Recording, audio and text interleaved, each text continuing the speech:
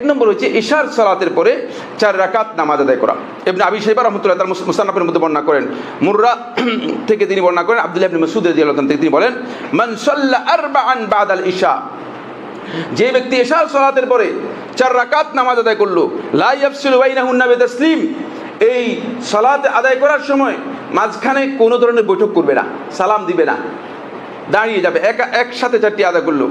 উদিলনা বিমিসলিহিন্না মিন লাইলাতিল কদর, লাইলাতুল কদরে 4 রাকাত নফল নামাজ পড়ে রাত্র জেগে যেই ফজিলত রয়েছে সেই ফজিলত তিনি পেয়ে যাবেন। সুবহানাল্লাহ। এটা ডিসকাউন্ট, কিন্তু ডিসকাউন্টে মহা ডিসকাউন্ট, বুঝতে পেরেছেন? মহা ডিসকাউন্ট।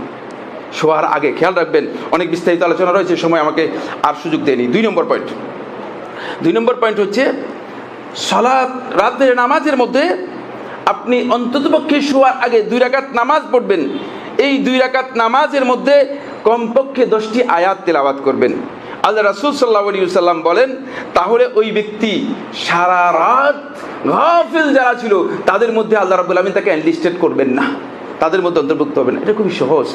10 আয়াত কি কঠিন বিষয় কিনা? হ্যাঁ, 10 আয়াত একেবারেই সহজ বিষয়। আপনি সূরা আদিয়াত পড়েন, 10 আয়াত হয়ে যাবে। তাহলে 10 আয়াত যদি আমরা তেলাওয়াত করতে পারি, অন্তপক্ষে 2 রাকাত সালাত আদায় করে। আব্দুল্লাহ ইবনে আমরুল আস থেকে বর্ণিত এই হাদিসটি ইমাম শেখ নাসিরউদ্দিন আলবানী রহমতুল্লাহ আলাইহি তার সহিহের মধ্যে সহি বলেছেন, হাদিস নম্বর 2244। সময় নেই জন্য আর হাদিস বললাম না। এরপরে 3 নম্বর যে ডিসকাউন্ট, এটা আর একটু সহজ করেছেন।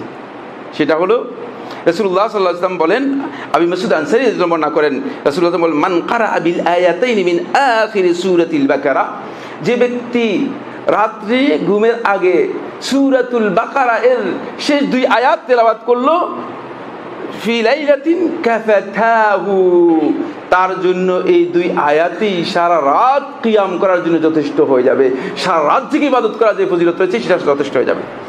এর ব্যাখ্যার মধ্যে হাফেজ ইবনে হাজার আসকালানী রাহমাতুল্লাহ আলাইহি ফাথুল বারীতে 4টি বক্তব্য উল্লেখ করেছেন, এবং হাফেজ ইবনে হাজার রাহমাতুল্লাহ আলাইহি, ইবনুল মুলাক্কিন রাহমাতুল্লাহ আলাইহি, এমনকি ইমাম নববী রাহমাতুল্লাহ আলাইহি বলেছেন যে কাফাতাহু দ্বারা বোঝানো হয়েছে যে সারা রাত কিয়াম করার যে ফজিলত রয়েছে সেই ফজিলত তিনি পেয়ে যাবেন।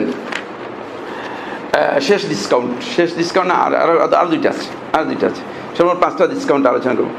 এরপরে হচ্ছে ইশার সালাতটা জামাতে আদায় করবেন, ফজরের সালাতটা জামাতে আদায় করবেন। ইমাম মুসলিম রাহমাতুল্লাহ আলাইহি বর্ণনা করেন, উসমান রাদিয়াল্লাহু তাআলা তিনি বলেন, মান সাল্লাল ইশা ফি জামাআতিন, যে জামাতের সাথে ইশার সালাত আদায় করলো, ফাকান্নামা কামা নিসফাল লাইল, অর্ধেক রাত কিয়াম করার ফজিলত পেয়ে যাবেন। ঘুরতেছে ইশার সালাত আদায় করতে 4 মিনিট সময় লাগে, অত 5 মিনিট। যদি ইমাম সাহেব একটু বড় লম্বা করে পড়েন তাহলে হয়তো 7-8 মিনিট লাগবে। কিন্তু কেন ঘুরতেছেন? মসজিদের আশেপাশে ঘুরে অনেকে দেখা যাচ্ছে যে জামাত তরক করতেছে। ইন্না লিল্লাহি ওয়া ইন্না ইলাইহি। এই জামাতটুকু আপনার নিসফুল লাইল, অর্ধেক রাত পর্যন্ত যদি আপনি জেগে থাকেন, জেগে নফল ইবাদত করেন, এর ফজিলত পাবেন। ওয়ান সাল্লা সুবহা, আর যে ফজরের নামাজ আদায় করলো জামাত, ফাকান্নামা কামাল লাইলা কুল্লাহ, এর সাথে যুক্ত করলো ফজরের নামাজ, ফাকান্নামা কামাল লাইলা কুল্লাহু, সে যেন সারা রাত জেগে নফল নামাজ আদায় করলো। তো এই ডিসকাউন্টটা আমরা নিতে পারি। সারা রাত জাগতে পারলাম না, আমি এই ওজোর সেই ওজোর তৈরি করলাম। ওজোর তো আল্লাহ তাআলাই ভালো জানেন, কিন্তু এতটুকু তো করতে পারেন, এতটুকু করার জন্য চেষ্টা করেন। তাহলে অবশ্যই এরপরেও যদি আরও যদি মানে অলস আমার মতো এরকম প্রকৃতির লোক হয়, তাহলে তার অবস্থা কি হবে? এই হাদিসটি আবু দারদা রাদিয়াল্লাহু তাআলা বর্ণনা করেন। তিনি বলেন, রাসূলুল্লাহ সাল্লাল্লাহু আলাইহি ওয়াসাল্লাম বললেন, মান আতা ফিরাশাহু, যে ব্যক্তি ঘুমানোর জন্য বিছানায় আসলো, ওয়া হুয়া ইয়ানওয়ি আন ইয়াকুমা ইউসাল্লি ফিল লাইল, নিয়ত করছে যে রাত্রে ঘুম থেকে জাগবো ইনশাআল্লাহ, আল্লাহ অন্তরে ইখলাসের সাথে, আল্লাহ আমি শেষ রাত্রে ঘুম থেকে জেগে নফল কিয়াম করব, নফল নামাজ পড়বো। ও ফাগালাবাতহু আইনাহু হাত্তা আসবাহ, এমন হয়েছে চোখ তার উপর গালেব হয়ে গেছে, একেবারে ফজর হয়ে গেছে, উঠতে পারে নাই। ওয়া কানা নাওমুহু সাদাকাতান আলাইহি মির রাব্বিহি জাল্লা ওয়া আলা, তার এই ঘুম তার আল্লাহর পক্ষ থেকে সাদাকা হয়ে যাবে, এবং সারা রাত কিয়ামের যে ফজিলত রয়েছে সেই ফজিলত পেয়ে যাবে। বুঝতে পেরেছেন? এই ডিসকাউন্টগুলো খুবই গুরুত্বপূর্ণ ছিল। ডিসকাউন্ট আলোচনা করার পরে আরেকটি পয়েন্টে আলোচনা করব, সময় আর বেশি নেই। সেটা হলো ইতিকাফ। বন্ধুগণ,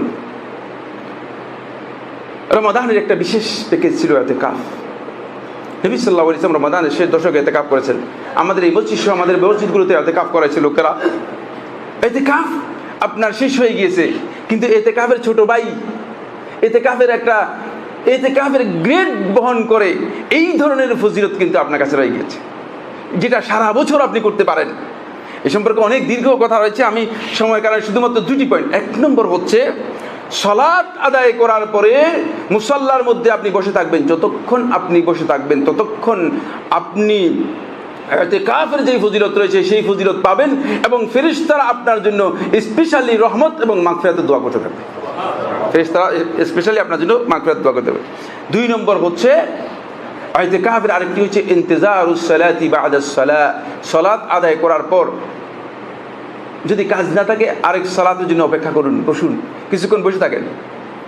এই সময়ে যতক্ষণ পর্যন্ত আপনি মসজিদে বসে থাকবেন ততক্ষণ পর্যন্ত বসে থাকার কারণে সালাত আদায় করা যে ফজিলত রয়েছে সেই ফজিলত আপনি পেয়ে যাবেন। সালাত আদায় করা যে ফজিলত রয়েছে সেই ফজিলত পেয়ে যাবেন। এখানে অনেকগুলো হাদিস রয়েছে, শুধু একটি হাদিস ইমাম বুখারী রাহমাতুল্লাহ তার সহিহে বর্ণনা করেছেন। আবু হুরায়রা রাদিয়াল্লাহু আনহু তিনি বলেন, আন্না রাসূলুল্লাহ সাল্লাল্লাহু আলাইহি ওয়াসাল্লাম قال, রাসূলুল্লাহ সাল্লাল্লাহু আলাইহি ওয়াসাল্লাম বলেছেন, আল মালাইকাতু তুসাল্লি আলা আহাদিকুম, ফেরেশতারা তোমাদের কোন ব্যক্তির উপর সালাত আদায় করে থাকে, রহমতের দোয়া করে থাকে, মা দামা ফি মুসাল্লাহু, যতক্ষণ পর্যন্ত সে তার মুসাল্লার মধ্যে যেখানে সালাত আদায় করেছে সেখানে বসে থাকবে। অনেকে আসছে মনে হয় যেন নামাজ শেষে তিনি একটু বুঝতে পারেন না, কিসে যিনি তাকে তারাই নিয়ে চলে যায়। বুঝতে পেরেছেন? না, ফজিলত শয়তান তো বুঝতে পেরেছে। নামাজ শেষ বসে হয়েছিস কেন? নামাজ শেষ বসে থাকার কারণ কি? না, কিছুক্ষণ বসলেন, কি করবেন? আল্লাযী সাল্লা ফীহি, যেখানে সালাত আদায় করেছে, মা লাম ইউহদিস, যতক্ষণ পর্যন্ত উযু নষ্ট না হবে। তাকুলুল মালাইকাতু, ফেরেশতারা বলবে, আল্লাহুম্মা গফির লাহু, আল্লাহুম্মা আরহামহু, হে আল্লাহ তাকে ক্ষমা করো, হে আল্লাহ তার উপর রহমত করো। ফেরেশতারা এই দোয়া তার জন্য করতে থাকবে।